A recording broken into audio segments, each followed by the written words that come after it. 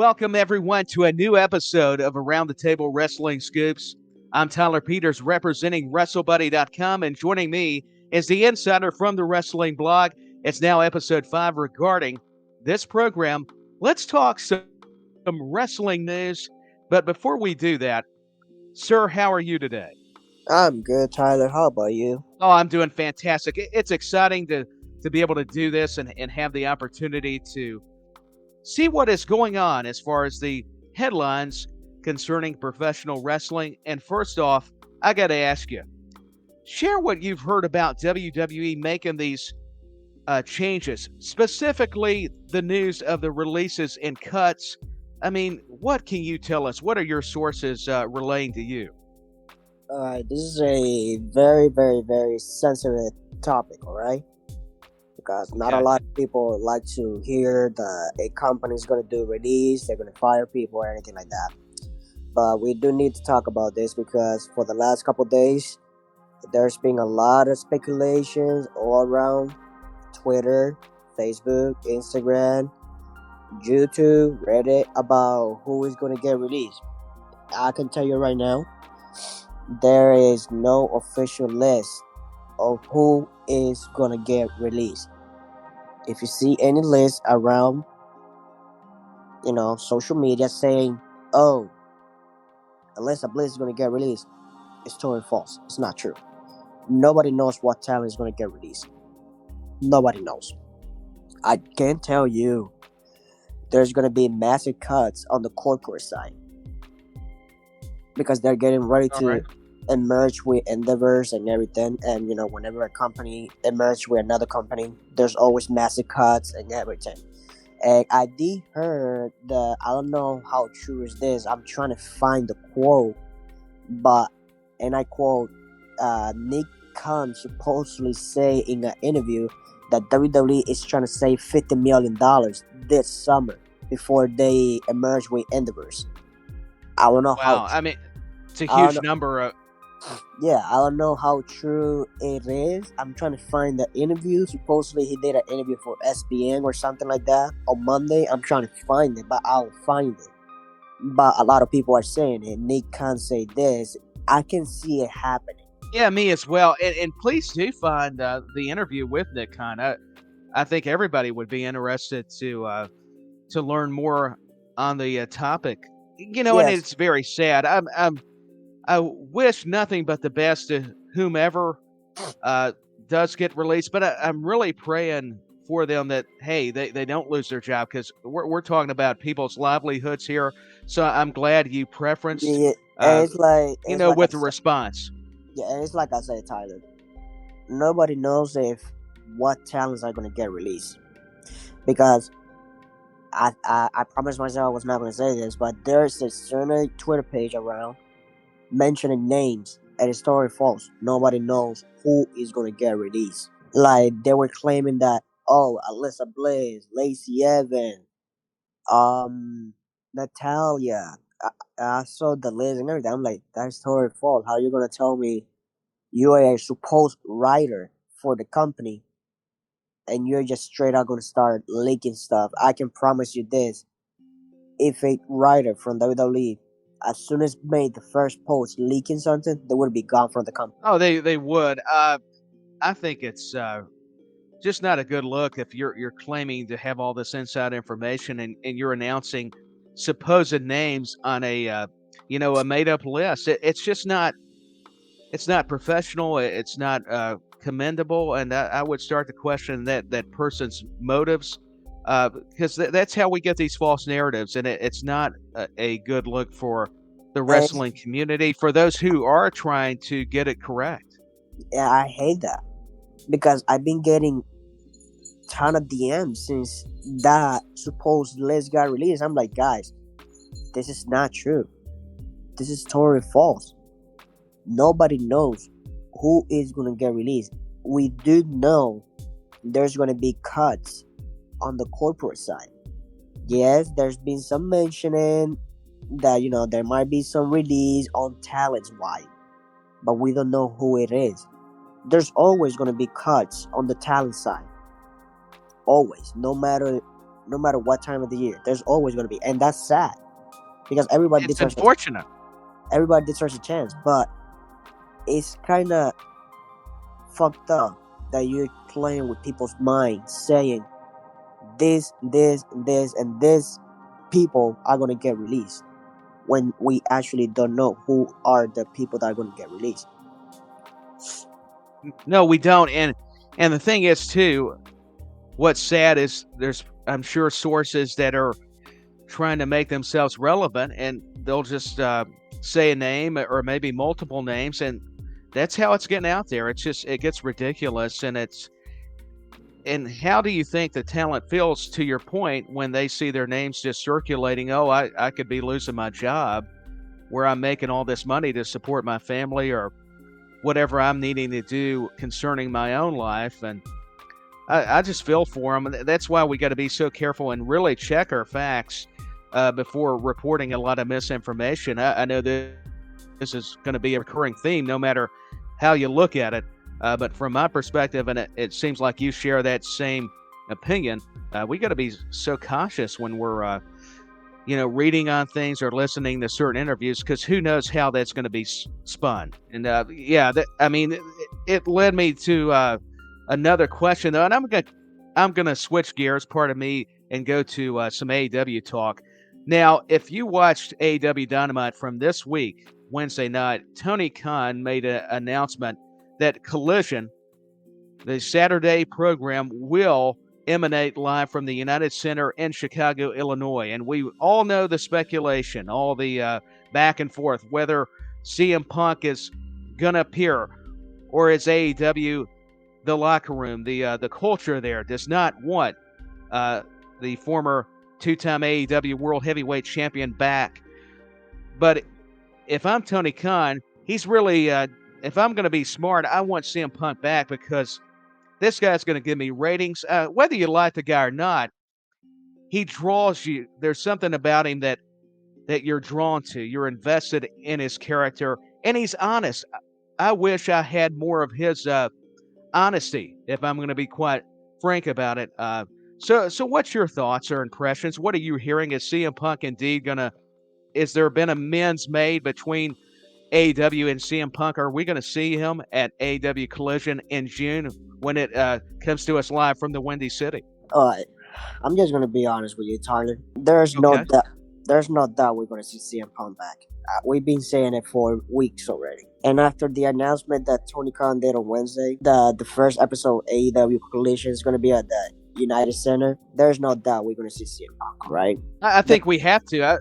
Because that's the money draw. I mean, whether people like it or not. I've had mixed emotions on Punk myself, but I got to admit, the man draws. He knows how to get people into a building. That's professional wrestling 101.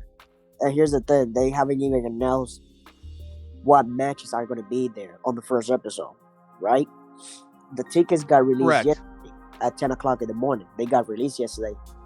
In 15 minutes, 90% of the tickets were sold out. It's incredible. I mean, it just shows you people. I mean, even the reaction when he made the announcement, you could tell there was a large portion of that audience just expecting. There may have even been Punk chants. I can't remember or recall. Yeah, there were chants. I saw it. There were people chanting Punk. And well, that's what I thought. Look, literally, when was the last time that AEW didn't release the tickets and in less than 15 minutes, 90% of the tickets were sold out? It's been a while. It's been a long time. And people want to say, well, ratings were down. And this may be true with regards to CM Punk. But, I mean, he brings it up. I mean, if you need that big rating, you're going to premiere a new show on TNT. Why not bring in somebody polarizing? He can talk on the mic. He can still wrestle to an extent. But he doesn't have to even do a lot of that necessarily. CM Punk just has that star quality.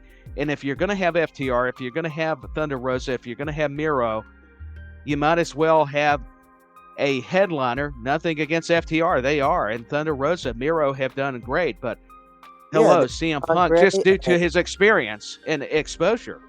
And, they're all done great and everything. And you know what? I am happy that all these wrestlers that they're being backstage or they've been sent home for months without any creative idea, that they're finally going to get the chance to be on a show that is, let's just say, and I quote, a show dedicated for them, because most likely that's how I see it. But Yeah, here's it's a show. No, go ahead. here's the thing about this, Tyler. I don't like talking about ratings, all right? But we gotta talk about this. Last week, I mean, you can't escape it.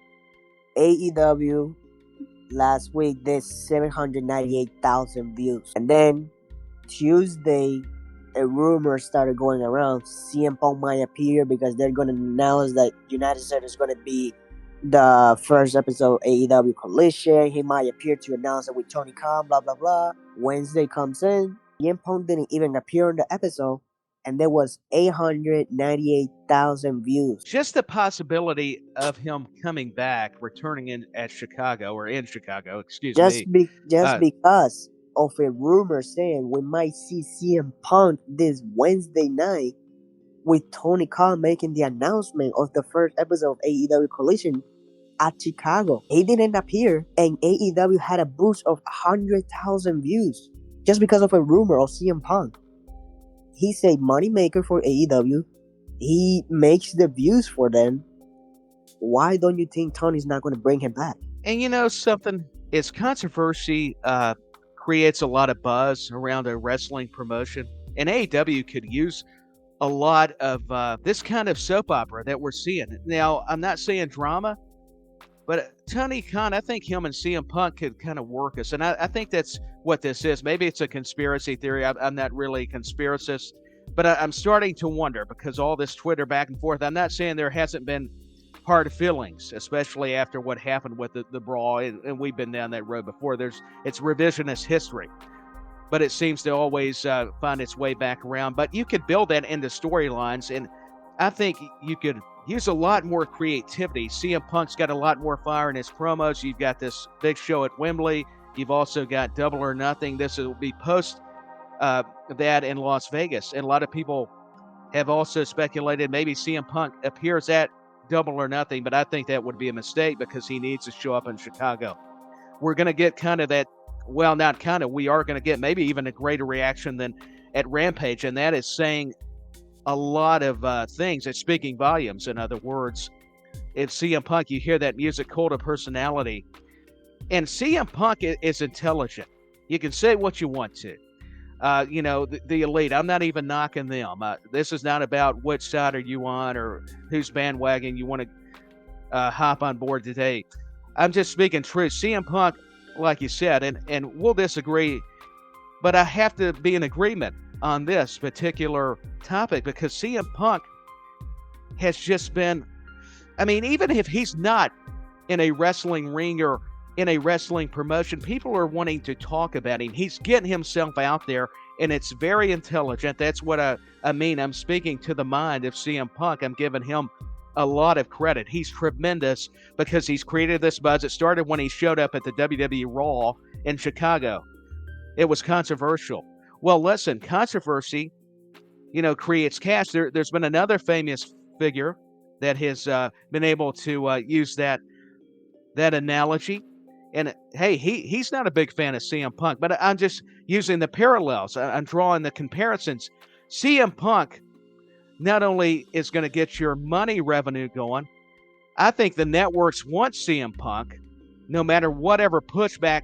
And I think, to be honest, things have settled down now where we're getting so many different perspectives that it even confuses us at times. It's like, who do you believe? But I do know this, since he actually came out and said Chicago, now it would be the greatest swerve of CM Punk to not show up, and that could still be plausible. But I think he's got up here, and I'll let you continue. But I've became passionate on this whole CM Punk stuff. I mean, I've had a mixed stance. I've been very vocal about that. But CM Punk is your star, and I love that he's so open. And that's what I mean. He's got an aura about him. There's certain people, talent, that have a presence, and CM Punk definitely has it from day one when he was just starting out in Ring of Honor, the independent scene prior to that, and then WWE. I think the locker room doesn't need to be divided, but they need a kick in the pants, and CM Punk's the type of personality that can get AEW back on track. And people are going to come at me, but I don't care. It's my opinion. so be it. Yeah, like I was saying, Tyler, CM Punk is a moneymaker, whether he's there or not. Sorry about this. It's just like I got some reports right now that I'm looking at it. No, you're fine, and I think that's what is wonderful. You're getting reports as we are doing the program. But it just makes you wonder. And Tony Khan, why would you have something at the United Center and have your new show, Collision, premiering on TNT Saturday nights? You're going to need the big star, and people can say what they want to, even the AEW fans who are more on the, all about the elite and all the talent. And I respect their perspective, but they have to admit, a person of CM Punk's caliber is going to bring in a lot more eyeballs on the product, and he's there to help. I don't know that I believe that, he's so divisive, because you hear Jade Cargill, you hear a lot of people that are new to the business saying CM Punk has actually been helpful. So you have to look at it from that side as well. I think we're just getting one opinion or two here and there, and we have to look at the whole picture, is what I'm relaying. Yeah, he's eventually going to come back. And I think he's going to be more helpful now. But, I think he's going to assist a lot of the young talent if they'll listen. That seems to be what we're hearing, an issue with a lot of even the top stars. They need to listen to the veterans and people with more experience. It seems logical. It makes sense to me to listen to people that's been there, done that, been successful, been a champion. I mean, I've been vocal because I'm just a fan, an outsider looking in. But even if you were on the inside, of the wrestling industry, and you're a wrestler or you're coming up, you've been even trained at a school, and you've got a CM Punk, an FTR, a Billy Gunn, and you're not going to listen, adhere to the words they are trying to convey to help you improve and make you a success in the business, then I think something is very glaringly wrong in that scenario. Even as a broadcaster, a commentator, you don't think I'm not going to listen to a Jim Ross or a Tony Schiavone or a Taz or whomever. I mean, it's just ridiculous. I think I just look at it realistically, and it drives me up the wall. That's what got me so up in arms, if you will, on episode 2. Got me a little more fired up, this whole CM Punk stuff, and it's doing it again. See, that's the beauty of CM Punk. He gets you fired up. He even brings out the emotion, even if you're mild-mannered, and that's a talent. I mean, even as we're having the discussion. You're gonna like this, Tyler. You're gonna like this news right now. I want to tell you. Well, hey, breaking news already, folks. I just got a message that Randy Orton has a day plan for his return. It's not gonna be this summer, but it's this calendar year. I am so ecstatic for Randy Orton, because we've heard the reports, even from his father, with respect to the Hall of Famer Cowboy Bob Orton and Bill Apter. Actually, it was part of the WB Weekly Report just this past week that, it's been going around the news cycles concerning pro wrestling that Randy Orton's career looked to be over. Doctors had actually advised him. That's what we had heard, at least, and that he had that surgery back in November of just last year, 2022. So I'm just very happy and excited to hear that Randy Orton will be on the mend and return. From the message I received right now, it says Randy Orton is scheduled to return to WWE later on in the year on the schedule. He is most likely not returning this summer. They're looking for second options, like second talks of other doctors besides WWE doctors. And it's very understandable. I don't like that. He had a serious surgery and everything, and then you're just gonna skip your primary doctors just to go look for secondary doctor opinions because you want to come back. I don't agree with that, Tyler. Not gonna lie. Yeah, I don't. No, it makes you concerned for Randy, his health, his well-being. He's got a family. As of course, his peers would. They're also very concerned about the apex predator, the Viper, Randy Orton, who is a multiple-time WWE World Heavyweight Champion. He's held several titles, and he's definitely a future first ballot Hall of Famer. Oh, no doubt. He's going to be a Hall of Famer. Deservingly so. But I'm with you. We could talk about his accolades forever. It could be a whole nother show. But well wishes to Randy Orton. And best wishes. But that's the message I just received that says Randy Orton is scheduled to return to WWE later on in the year. No time frame yet for his return, but he's most likely not returning this summer. Well, and he needs to take the time. I would rather him not be rushed, especially just coming off surgery and having the discussion with his doctors, a lot of the medical staff. He needs to make sure that he is 100% ready. But as Bob Orton told Bill Apter, Randy's going to do what Randy wants to do with respect to Randy Orton. That's why I have to sound repetitive so everybody can kind of know what we're talking about here. And speaking of injuries, I guess this transitions to this question. I mean, what information are you hearing about Dakota Kai and Liv Morgan's injury status? And talking about wishing speedy recoveries. I know it's going to be a long process. We're all hopeful and in our minds would hope the process would speed up, but I know it's going to take time. We just wish them, pardon me, the best. Liv Morgan was a WWE Women's Champion. Dakota Kai also at one point part of Damage Control, and this does hurt the roster. These are two talented ladies. What can you tell us about their First, status? Go ahead. first thing first, I wish there is speedy recovery and everything, as always. The second thing is, for what I know is Dakota, her injury is serious. She already had a surgery. I think it was Tuesday or Monday, if I remember. She had a surgery on her ACL. And she is going to be out for 7 to 9 months of action. If we look around it, she might be back around Royal Rumble or maybe on the road to WrestleMania around that time frame, unless they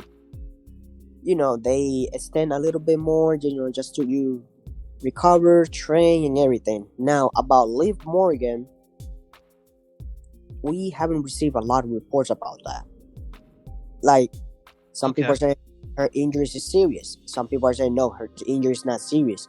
There's no time frame. All I know is everything that was planned for Liv Morgan for the summer, everything had to be put on pause. There's no time frame for her. Yeah, due to the injury, makes sense. But I just concur and echo both our sentiments.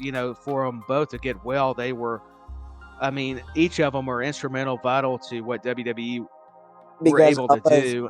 Yeah, because I was hearing they were hoping she would be back after Night of Champion, but now those hopes went below 25% for what I heard. That's why they put everything on pause, and she's gonna be for a period of time. We don't know how long she's gonna be out. I am trying to figure it out how deep her injury was and what was the injury, because they're not trying to discuss the injury, but it has to be something with her shoulder, something about her arm, something like that.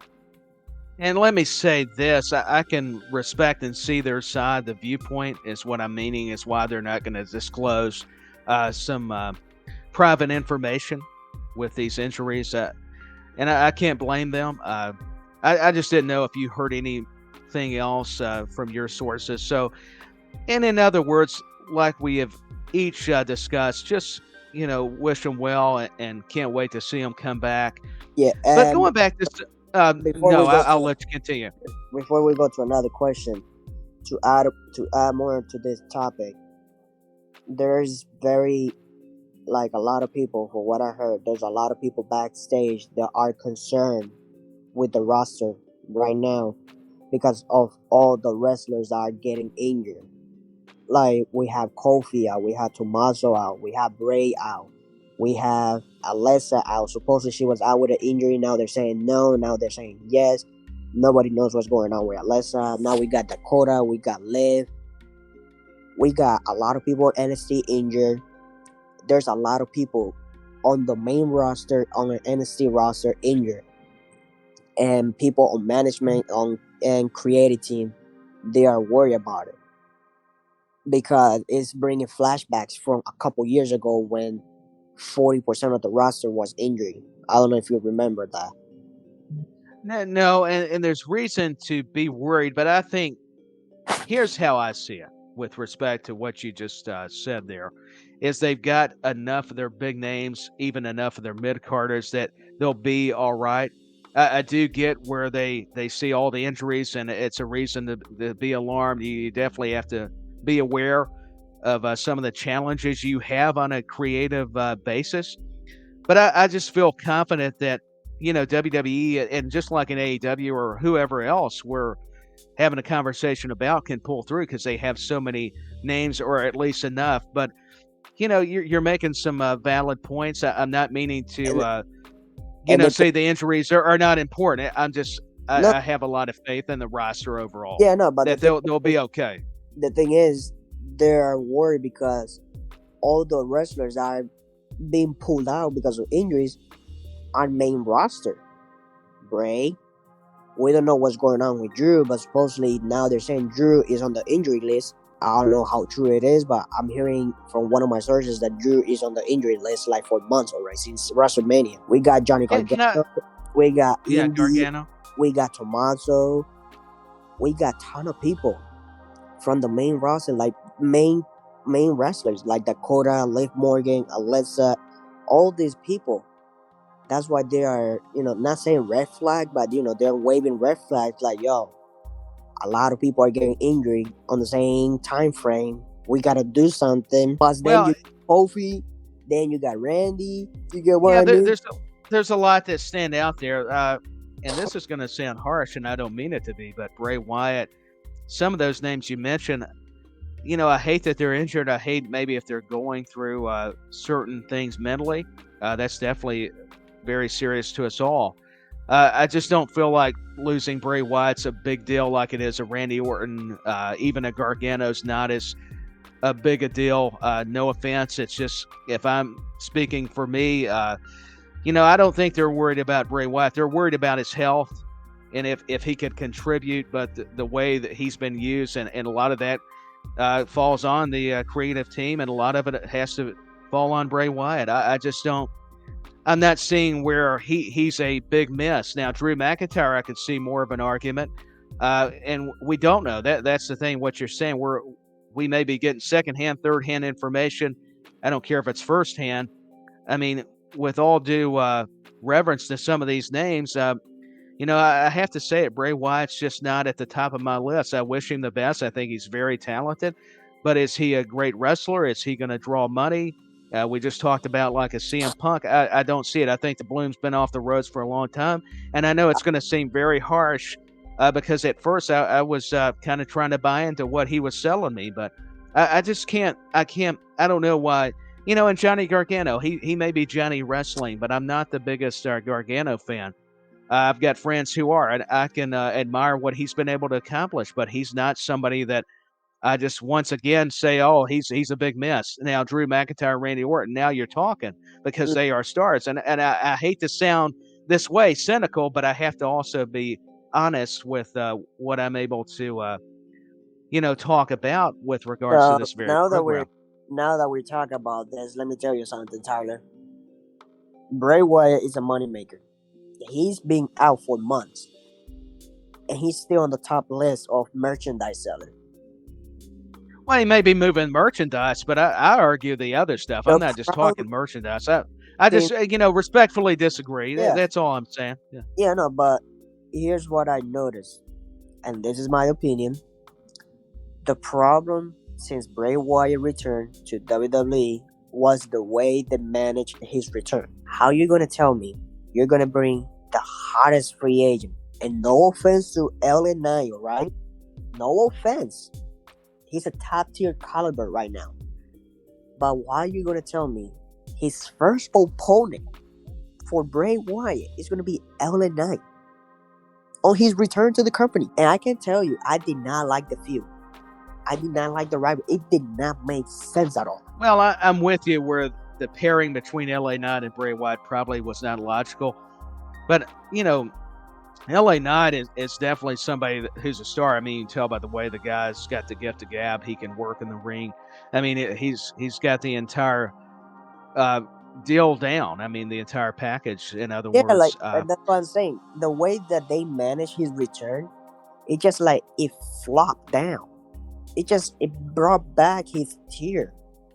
Yeah, but And a lot of the flopping, though, I'm going to stop you there. It's due to Bray Wyatt. I mean, we can't always blame creative. That's what drives me crazy. I get what you're saying.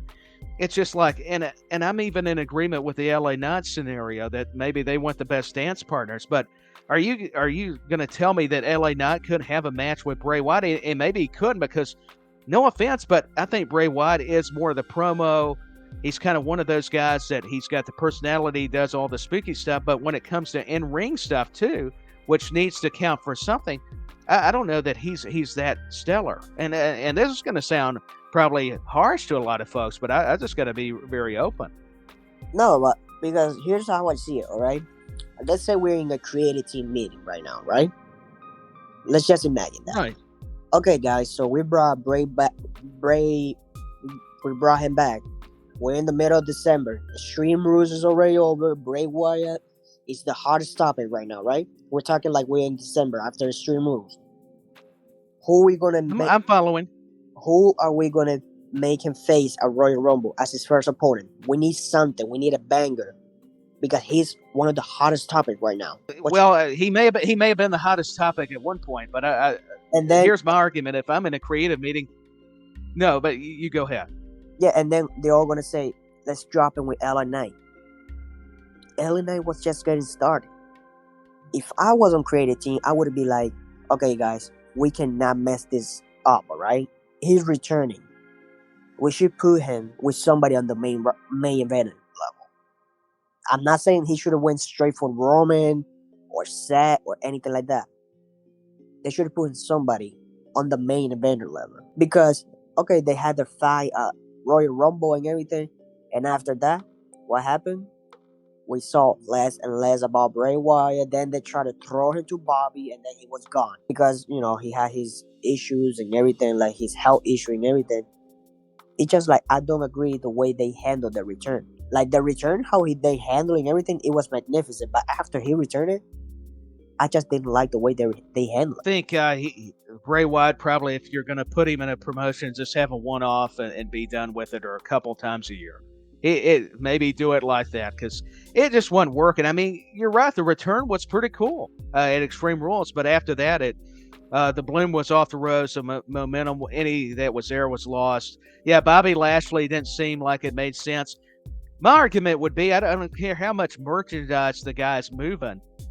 What else has he done for me lately? I mean, I can see if he's got mental issues, hey, we'll give him time off. We'll let him, figure that out. But come on, we need, if he's going to be a draw and get us the matches, it's not always about the merchandise to me. That's fine and dandy. I get that's a big contributor. And, you got to have personality. You got to be entertaining because in that field, it is sports entertainment. My argument would be, though, if I'm in a creative meeting, I'm going to go, let's find out who he can work with. Let's only keep him as a special attraction, which I think would fit best for Bray Wyatt's character, and have him sporadically. I wouldn't have it, which I'm not saying they had him all the time, but I think the problem is we got him on SmackDown all the time. He's cutting the same promo. It was okay the first couple of times because it felt unique, but then it got too monotonous, and that's what hurt him too. And then the Uncle Howdy stuff. Where were we going? We hired this horror writer. He's supposed to recreate and put the magic on Bray. Where was it at? It ended up hurting Bray in the long run. So I would try to figure out solutions to the problems. I wouldn't always worry. The merchandise is great, but what else can we do?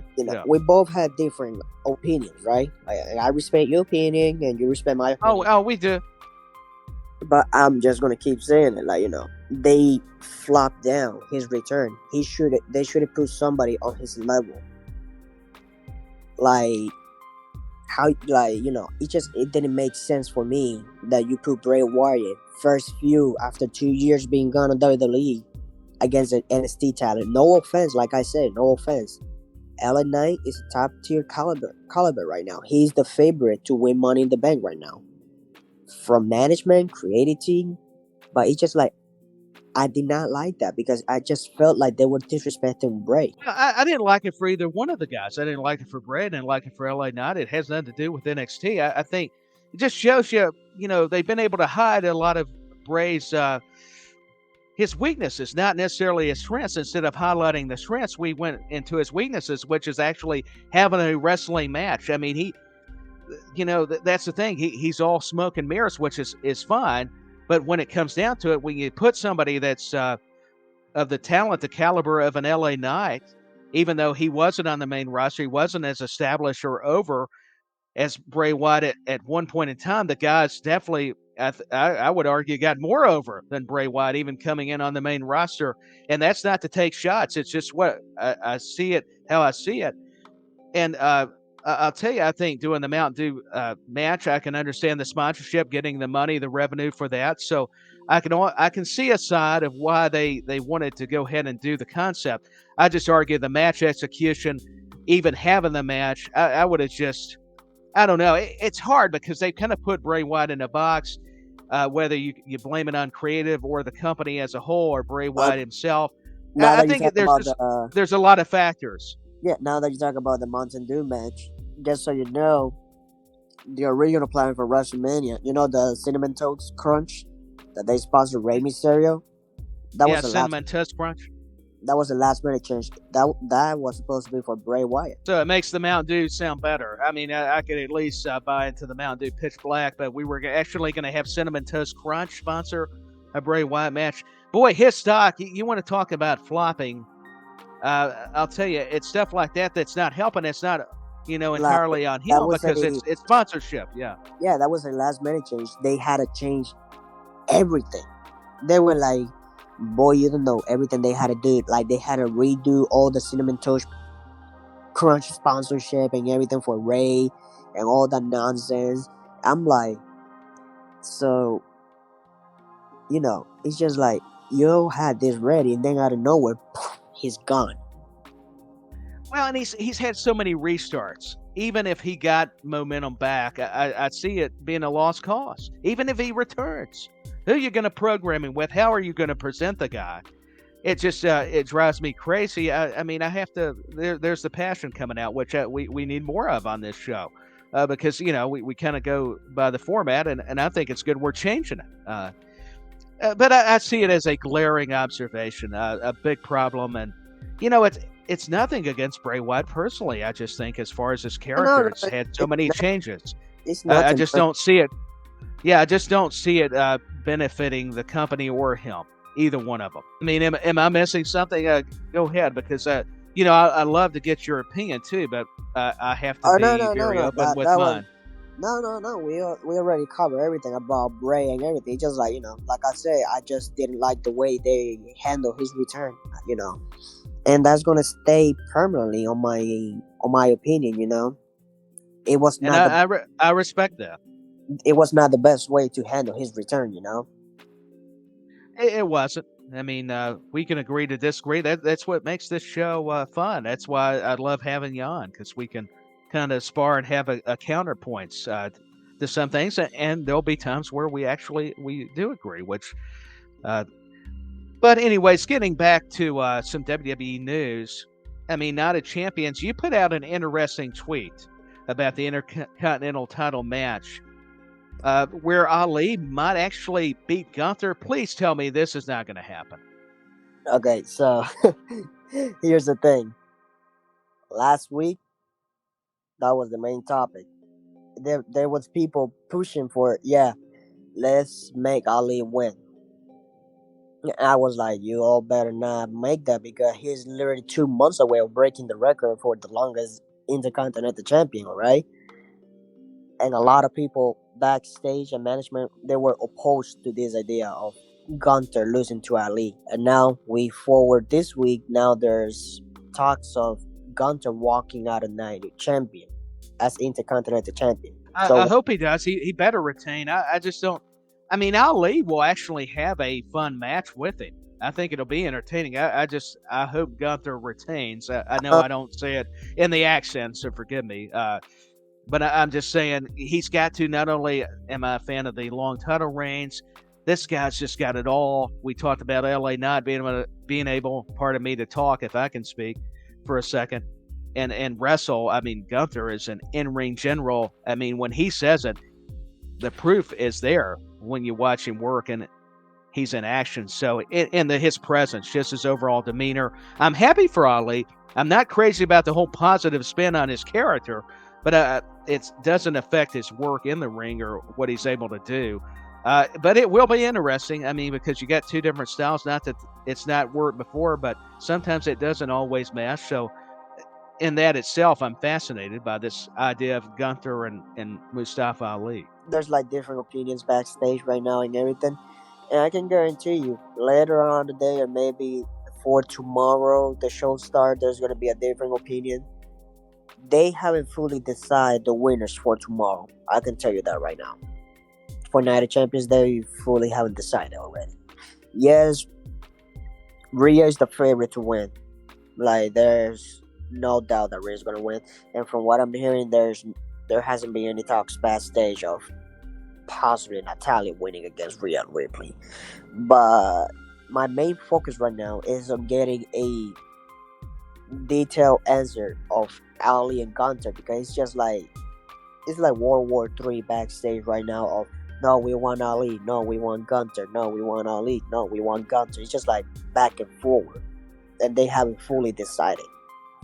Well, let me ask you this: since you talked about it, it's like a world war backstage. Could this just be drama, to leak to us to work us a little bit to where we think there's actually more to the story than what's actually happening or going on? Because I'm just being frank. That has transpired before in the past, so why not now? Maybe it's a way to throw us off, and I would enjoy it. I've been very adamant that if Okay, the so creative team or WWE wants to do that, or AEW, maybe it's what's best for business. now that you mention it, let's talk about it. So I asked one of my sources, I'm like, what's all this big deal about it that some people want Ali, some people want Gunter? And all he said was, the problem is some people don't agree with long title reigns. They don't want records being broken. They want permanent records. And then there's some people, that they support the idea of, no, we have to make new records. We're in a new generation, everything. Like, it's like a big topic backstage right now about long title reigns and everything. Not a lot of people agree with it. A lot of people agree with it because, trying to make new records on this new era. That's why I say it's like a world war right now backstage, because some people agree with it, some people don't agree with it. Well, that's just going to happen in any workplace, not just talking the entertainment industry or pro wrestling in this case. I just wonder sometimes if they don't do just a tremendous job of just working us over as fans, and I think it's a brilliant strategy, honestly. And I'll tell you, going back to Night of Champions, so what matches are you excited about going into Saudi Arabia? I just wanted to kind of get your feel for the event. I'm most looking for Roman Solo versus Kevin and Sammy, because if everything goes how I've been told, it's gonna be good. I think it is going to be. That's where we can agree. I think it is going to be a very good matchup, and just to see Roman and Solo teaming up to take on Sammy and Kevin Owens, and just the fact, and I know we discussed it on the previous episode of Around the Table Wrestling Scoops, that it is just monumental for Sami Zayn to be competing in Saudi Arabia. And if you ask me which match I am not the most excited about, a lot of people might not agree with me, but I gotta say it. Becky versus Trish. I'm not excited about it. Well, and I can't believe it. I've got to, I got to say, that's a good choice as far as it being a match maybe people are not looking forward to. It's just I'll like see a Trish. The main. It's been underwhelming. The main plan was Trish versus Becky at SummerSlam. That was always the main plan. But and I don't know that I want to see it at SummerSlam, so I would rather them have it here. Not gonna lie, I would have rather see it at SummerSlam than Night of Champions. It just like it makes absolutely I don't know. It makes absolutely no sense having this happening at Night of Champions. Well, because and it could carry on at SummerSlam. Yeah, because now they're saying, and I do gotta say, I heard the same report. Becky and Trish are gonna be a Money in the Bank on the ladder match. Seriously? So what's the whole point about this? I do not want. I don't You're, want them in the ladder match. you're Not taking Becky, but Trish. No offense. I don't want to see it. no. I don't want none of them two there because you're literally taking two places from other two wrestlers just to continue the rivalry. No, I don't want that. If you have a rivalry, you should not be in the Money in the Bank match. That is my opinion. If you are in a rivalry with I don't somebody else, know. if you're in a rivalry with somebody else, you two should not be in the Money in the Bank match because you're taking the place of two other people. Because let's be honest, they're gonna be focused on the two of them, and what's gonna happen? They're gonna say, "Yeah, just brawl and get the hell out of the match and let the other 5 or 6 other wrestlers fight." I disagree, though. I don't have a problem with the rivalries, and I'll let you continue. I'm just coming at it that I've not been very excited about Trish coming back. At first, it was okay, but after hearing the promos, even with somebody the caliber of Becky Lynch, and I respect Trish, she's a Hall of Famer. She's done a lot for the women's division. I'm not taking anything away from Trish Stratus. It's just, man, I don't know. It doesn't feel like it's been that big of a return. A lot of times when you have legends or Hall of Famers that kind of relate really in those terms come back, there's a lot more reaction, a lot more build up, a lot more just desire to see a dream matchup. And I think there was a better chance of if you had Lita and Becky having a rematch in Saudi and carrying it to SummerSlam. I'm almost wondering if Lita didn't need to turn heel rather than Trish Stratus, if I had better hindsight on the matter, because I've just not been feeling this Uh, Stratus and Becky Lynch feud, if I'm going to be tell you this, very open with everybody. let me tell you this: the main plan was Becky versus Trish at SummerSlam, right? But it was for a title. When they told me that, I was like, "Oh my god, why? Just why? Why? We don't need a title for this rivalry. Like what? You're gonna make Rhea lose to Trish? You're gonna make Rhea lose to Becky just so they can have their match at SummerSlam for a women's championship?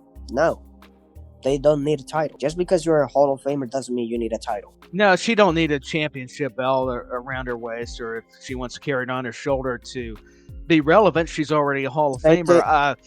What's not been very exciting has been the this feud though between her and Becky Lynch. The only thing that's bringing up the excitement level has been Becky, and a lot of times that's saying a lot, because most of the time it's the legends and the nostalgia that makes you want to cheer for that certain personality. Excuse me, but in this case, this is where I like to see the future star defeat Trish, and that would be Becky Lynch, the man of the masses. Yeah, but it's just like having a rivalry between a young wrestler and a Hall of Famer doesn't need a championship in the middle. I'm not saying No, that. it doesn't need titles. Not saying that Austin Theory and John Cena didn't deserve the United States title in the middle.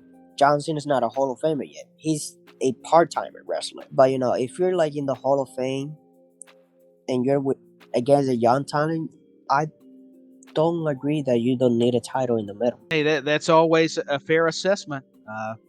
But hey, let's get to some AEW news too. I want to respect them. I know they got Double or Nothing to change up the conversation, the dialogue just a little bit, and then we'll get back to WWE. But speaking of Double or Nothing, we know Adam Cole, Chris Jericho. It's going to be an unsanctioned match. Watching Dynamite too, we saw a legendary figure that's known for hardcore wrestling. He's a generational talent, with his uncle being the original Sheik. Sabu is who we're referencing. And he was very popular with Extreme Championship Wrestling and had stints in WCW and the WWE. And now we see him in AEW, and it was perfect pardon me, to have Taz on commentary. And I did not expect Sabu to emerge.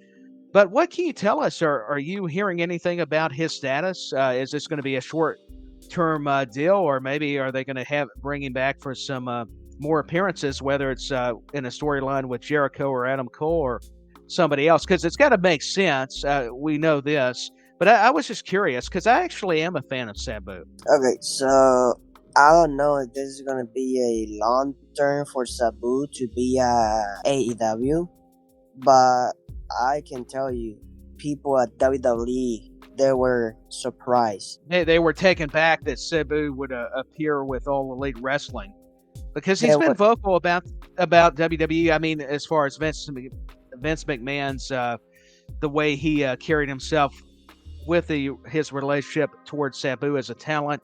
I think he spoke about it in his book. So he's been very he's not shy, he's not shied away from having a negative opinion on the McMahons or the company.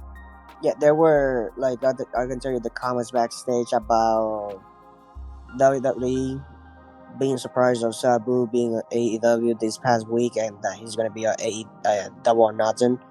They were surprised, but there was no word about him being there or anything like that. Um, I don't know if it's like positive reaction or negative reaction. I got no word of that, but about Sabu and everything being at AEW because you were talking about somebody doing some other things and then you're gonna bring him over here. That we can talk about that later on. But I did not like the idea of bringing Sabu to Double or Nothing. I don't mind it. I'm coming at it from a different approach here. I don't know the backstory, the issues. I've only, what we've heard from Sabu himself and how that relationship with, especially when the WWE, remember they were relaunching a newer ECW, and he was part of that originally. And then for whatever reasons, and I'm sure there was a reason, he got released or fired by the company. I was surprised in a way because like you said, they did a pretty good job of nobody not really knowing that Sabu was going to appear, and Adam Cole until he said those words, then it kind of clicked. Okay, but you were still waiting. Then you saw the monitor and the music hit and his name come up and him appear. Actually, visualize Sabu walking out. And it was cool to see the chair spot where he slings it at the opponent. One of the Jericho Appreciation Society members. I popped myself a little bit as a fan just because I actually enjoy his style. I'm not saying I'm the biggest hardcore wrestling fan. I wasn't the greatest ECW fan, but I definitely can respect that audience and what the Extreme Championship Wrestling meant and was able to bring as an alternative. And there was still some guys that I became a supporter of, and Sabu was one of those people because I love the backstory, the biography, going back to his uncle, the Sheik, and knowing how this all developed because if you think about it, the Sheik, even though he's old school, he's traditionalist in a lot of ways, he did a lot of more of the hardcore style of wrestling as well. So you can see where Sabu kind of picked up on that. I don't know all the personal anguish, so to speak. I can just say that, hey, for me, seeing Sabu, it was cool. I don't know how important it is for AEW overall, but I think considering the stipulation, the storyline, and this whole Cole, Jericho, and Jericho having a history also with Sabu, that's why it was appropriate. And instead of coming out with Jericho because he's already got all the members, as Adam Cole and Roderick Strong were saying, at least Adam Cole was with Roderick Strong, they needed some backup. You're still outnumbered, but you got Sabu. You bring him in just to, just for that moment at Double or Nothing and for Dynamite, if nothing else. Maybe you don't need him on a long-term basis. I agree, but bringing him in, it was still cool. I mean, at least for me. Yeah, no, it was cool and everything. It was nostalgia and all of that. But for every rivalry, like it's like a hot rivalry, you don't need to bring a Hall of Famer for a rivalry. Just say it. You know what I mean? This is where I'm going to disagree because I think as popular and as over as Jericho and Adam Cole are, and there's a lot of their fans that appreciate them having this match because they evidently wanted to work with each other, and you needed a big match for Double or Nothing, and it is going to be a headliner, and especially under these circumstances with having it be an unsanctioned match. I think this is the time you could use a legend, utilize a Sabu or whoever else. I mean, if Taz was healthy, you could actually bring Taz out there, even though he's been commentating, or somebody similar in that vein. And Sabu, though, was perfect. So I don't really have an issue, but hey, I can respect everybody's opinion that they have one, and that's fine. If I'm going to be me and be quite adamant on the topic. I think Sabu was actually a nice touch to the story that Adam Cole and Chris Jericho are conveying to the audience currently with going into their match at Double or Nothing that's going to transpire this weekend. There's a lot of events, man, that's happening. Not only Night of Champions on Saturday, WWE, they've also got NXT, which is part of WWE, has their premium live event. Then you've got Double or Nothing. It's just it's a good weekend for wrestling, is it not? I think this is not going to be a good Double or Nothing. So you're coming in pretty negative on it. I mean, I see. let's be I'm not sure about that. let's be honest. The last couple of Double or Nothings, they be a banger, and they were good promoted and everything. This Double or Nothing doesn't feel that way. I don't feel the same reaction. Like all the You don't feel it has the same aura, the same importance. like all the matches, they all got announced this week, literally a couple days before the pay-per-view. See, I don't think that's going to hurt it just because they announced the And card. like the ticket sales, there's still 3,500 tickets left, just so y'all know. And I don't feel this is gonna be one of the good. Look, it might be a good car and everything, but it's just like I'm not being sold yet. But whether or not I'm being sold, I think it's going to be a good show. Now, is it going to live up to all the hype for the previous or past Double or Nothings? That remains to be seen. I just feel confident AEW is going to pull off a great show. I mean, I'm going to be critical toward them like I am WWE. I mean, a lot of people probably are going to go, "Oh, you're always on WWE side." No, I'm not.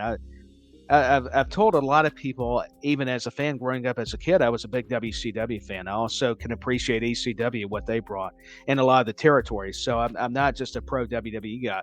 I'm pro for wanting them all to succeed. I think I take that stance. I think you'd be silly and childish to think that, hey, we want AEW to fail. I think for WWE and for Impact, for NWA, for New Japan, for all the independent wrestling promotions, we all need to flourish. I mean, at least the companies. I'm not speaking for me. I kind of misspoke there, but I'm just saying everybody needs to be successful. And I'm not saying that's what you're meaning. I get why you're not anticipating such a big event, but I tend to go the other route because I do feel just because they announce a card and it may not seem as headline worthy as some other Double or Nothings, there's still some great matches. I mean, I'm excited for Cole and Jericho, whether Sabu was in it or not. Now I'm even more excited, just intrigued about what his role or involvement is going to be. And that's why I had to ask about him. And also the FTR situation. Now, I agree. I'm not so sure about Jeff Jarrett and Jay Lethal and this whole Sanjay Dutt, now Kieran Jarrett situation. And I'm a big fan of Jeff Jarrett and Jay Lethal and FTR. I don't know that it's working, but who knows? Wardlow Christian, a lot of people have been critical of this ladder match coming up and the pairing with Arn Anderson. But I think Arn Anderson, you had Tully Blanchard, now you've got Arn Anderson. I think he's going to be a great addition for Wardlow. I'm going to be more positive and not go the negative direction there, where a lot of people would disagree. And I just think, you can look up all the matches. I think my critique of Double or Nothing would be they do have so many matches, but they are an alternative to WWE. So you have to think of it in those terms, that kind of context, because it's still a different company and they're still the youthful company. So they are trying out some different creative. It's not always the kind of creative I agree on, but that could go for WWE or anybody else. So personally, and I didn't mean to go so long-winded or lengthy, but I just felt like I had to explain it. I'm actually looking forward to seeing what they've got in store for us for Double or Nothing. I mean that's just me. No, we gotta obviously watch the pay-per-view and everything, but it's just like, I don't know. It's this year Double or Nothing doesn't feel the same way as previous one. I don't know why. Just like it doesn't have that. I mean, if that's the viewpoint that you share, I mean, I admire it. It doesn't mean I have to agree with it, but Yeah, I no, mean, no. it's I fair. know that. It's just like I'm not feeling that way. I don't know what it is. It's just like I don't feel that. You're just saying you don't have that. Yeah, you don't have the feelings that this has so much reverence like the others, and I get it. I just feel like that they'll surprise us because even if I'm not into an elite match, or a Lucha Brothers match, I can still respect what they're doing. I agree. I don't really like all the gymnastics kind of stuff. I'm more old school in a sense, but I realize too that wrestling has to change and evolve. So you have to learn to take on the different styles, and at least by what I mean by taking on, watch the difference in presentation regarding pro wrestling or sports entertainment. I still prefer it as wrestling, but I get why they phrase it sports entertainment for WWE. But AEW, I think they've got. I mean, there's a talent with all this kind of the lucha style and the Japanese style that's kind of been borrowed, and that's really not a new thing in wrestling. It's just even when we were watching the cruiserweights in WCW, it was unique. Maybe a lot of people were critical of that if you grew up on Georgia Championship Wrestling or Jim Crockett Promotions or you watch Memphis, you're probably wondering what's going on here, even though they introduced a lot of stars from the Orient. One of their big stars was I believe from over in the Orient. Not believe he was. I don't know the country. That's why I didn't say that. But I'm just using these as various illustrations to why even I have to learn to kind of modify my way of thinking, my thought process, before getting so critical and negative before going into a match. I'm trying to work on this a lot more, so I've got a better understanding. I'm comprehending, hey, it may not be my cup of tea, my style, but I can admire what these athletes are doing. Yeah, we all got different opinions and everything, but Sure. let's just see what happens Sunday. Yeah, I mean, I think that's good. Let's just see for ourselves and find out. And hey, this is a fun question. I wanted to ask you this, and really love to get your opinion on the topic. Who's another star in any promotion that can carry their company without necessarily being a main event headliner? They could be mid-card, maybe lower card, where you see the potential right now in any company. This goes for all companies. AEW, I would say Rick Starr. Yeah, Ricky Stark's a good one. I would say Ricky Starr, AEW. He has the potential. He has the charisma. He has the ability to carry the company. Yeah, Ricky Starks is a good one. I like Wardlow. I like Hobbs. I think Hook's got a future. But once again, we can't just criticize WWE's creative. We have to also look at what AEW maybe is mishandling, and that's some of the people. And the thing is, I don't know why they haven't given him the chance for a title. Yes, he had the FTW title, whatever that name is of that title. But it's just like, why you haven't given him a chance? Like, he's there. Yeah, I don't see why he doesn't have more opportunities. I definitely like what Ricky Starks brings to the table. You said that he's charismatic. He can talk. He can also wrestle very well. He right now he's been in this feud with the New Japan guys that have came over to AEW, with Juice Robinson and the Switchblade Jay White, which it's been fine, but I'm almost ready for the feud to be over just because I don't think they built to it enough. Even bringing in some of these guys from the outside that are big names over there, and I get they're established over in a promotion as storied as New Japan, but it doesn't necessarily always resonate with the viewers in North America, even though I know there's a lot of people that follow it, even over here when speaking of New Japan. But I think Ricky Starks, yeah, it's a shame he was in that not FTR, but FTW, pardon me, too many F's, pal, title picture like you were relaying, and we're not, hopefully once it gets out of this feud, we can move on and get him a better program, because it's not feeling like it's working if I'm watching it, even as a fan. And I know they're trying, but it's just not relating to me for some reason. So yeah, Ricky Starks is a good one. I was trying to think of who I would push that's not necessarily in the main event title picture, but actually one of them is already in the main event title picture, because I've always been a big proponent of Darby Allin, and he's already there. He'll be part of the four pillars. There's something about him. I don't always agree with what he does outside of wrestling, but I can appreciate the risk he takes. Now, he's got to be careful, because that's what, speaking of injuries, it's a dangerous style, and I don't always like what he does, because I feel for him. I'm like, you're really going to get hurt. But there's something I admire about his risk taking. But he's already there. But Ricky Starks, I agree. Now, here's one last question, because we're kind of running out of time here. How long will Roman Reigns' title reign actually last? I mean, we know he's what is he approaching, or is he at 1,000 days right now? You'll have to help me out. We are 24 hours away from him reaching 1,000 days. Thank you, sir. That's why I have you here. I need I some got help the- in the research. I got everything counted, brother. He is 24 hours. As of right now, he's 24 hours away That's why I make the tag. for you go. 1,000. And he is not losing the title this year. And I actually love it, because I've been very The just plan, straightforward with everybody. I like the long title reigns. the plan for WWE right now is for Roman walking into WrestleMania 40 as champion and walking out of WrestleMania 40 as champion. And I'm fine with it. I know people are going to go, oh, it needs to be Cody, it needs to be whoever else. No, To let go the man a just bit- carry it. To go a little bit more further, there is current talks of seeing Roman walking out of September 2024 as champion. And once again, there's nothing wrong because Roman Reigns is your franchise guy. He's been on such a roll. They're rewarding him, his contributions, his efforts, not only just with the Bloodline storyline, but also what he's been able to do. And I love it because I think it just, even for those fans that want to hate on him, even if they're not meaning anything personal, and I'm not saying they are, I think that's what adds to the mystique of him.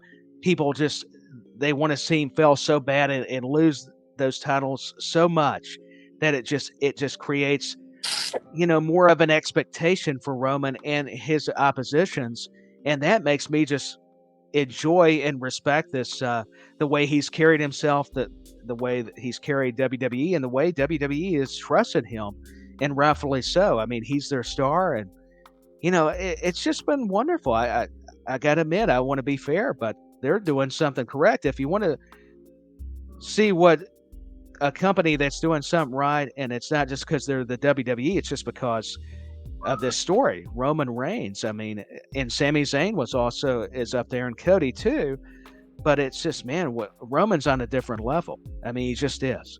He's on a different level. And like I told you a couple episodes ago, WWE is not going to find another wrestler that will be able to carry a title for 3 years without the fans turning on him like we're sick and tired of him. Let's be honest, people are tired of him, but they constantly are watching SmackDown. They're constantly, They might, yeah. they're constantly on social media talking about Roman Reigns, and they are the first one on the lines on merchandise buying the clothes. Exactly. So whether they like him or not, he's still got an appeal. They still want to watch him. If he's in a segment, whether it's SmackDown, whether it's a premium live event, whether it's a late night talk show, the guy's got that kind of celebrity. They're going to tune in. Let's be honest, Tyler. Every week, what's the main topic? Is Roman going to be a SmackDown? Roman Reigns, the Bloodline. Is Something involving Roman, even if it's not his Roman- name mentioned. Look, I can show you all my DMs starting from Wednesday. Is Roman going to be a SmackDown? Is Roman going to be a SmackDown? Is the Bloodline going to be a SmackDown? I'm like, aren't you the one always talking shit of Roman, that you're sick and tired of him, blah, blah, blah? But you're the first to message you to see where he's going to show up next, or when are we going to see the Tribal Chief? And Right. like even on YouTube, I seen videos because I just like going to YouTube, watching every reporter and everything. They'd be like, I am sick and tired of seeing Roman as champion. He don't deserve this. They gotta get rid of the title. And now he's almost in 1,000 days a champion. And I saw a video from a guy that was talking, talking bad about Roman beating Cody and everything. Yesterday he was talking like, you know what? I admire the way that they handled Roman. I am very proud that he's reached 1,000 days. I'm like, weren't you the one talking about Roman beating Cody and talking all this nonsense and everything? Roman Reigns can change your perspective. That's the mystique of the head of the table. We are talking Roman Reigns. Well, my friend, is there anything else before we say goodbye? Because I want to leave you the floor. Any more news before we sign off here?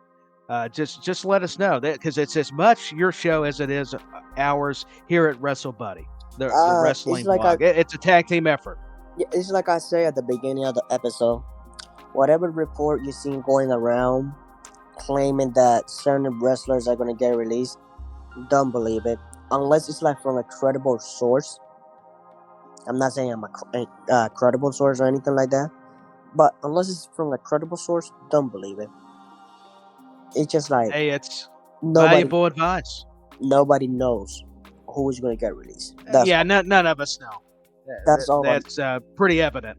Yeah, I appreciate you. Yeah, I didn't mean to cut you off, but go ahead, finish. No, that's all I'm going to say.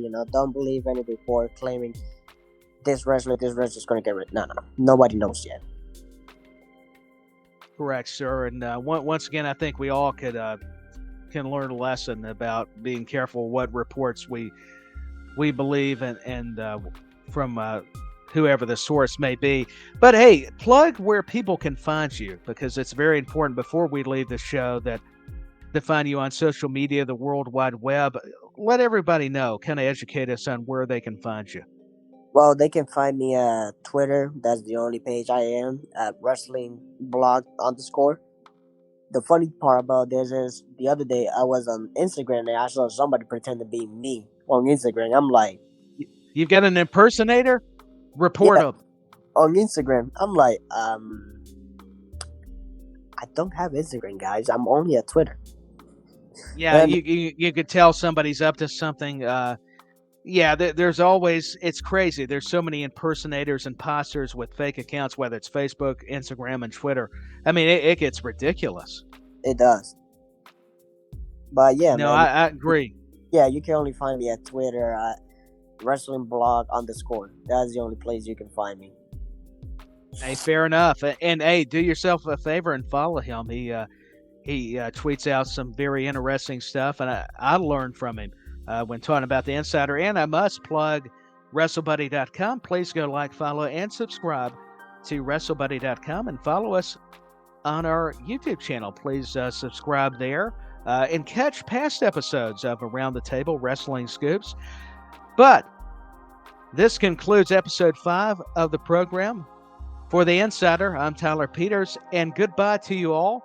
And until the next time, stay tuned and get ready for episode 6. It's always a fantastic time getting to chat with the Insider, and we'll catch everyone later.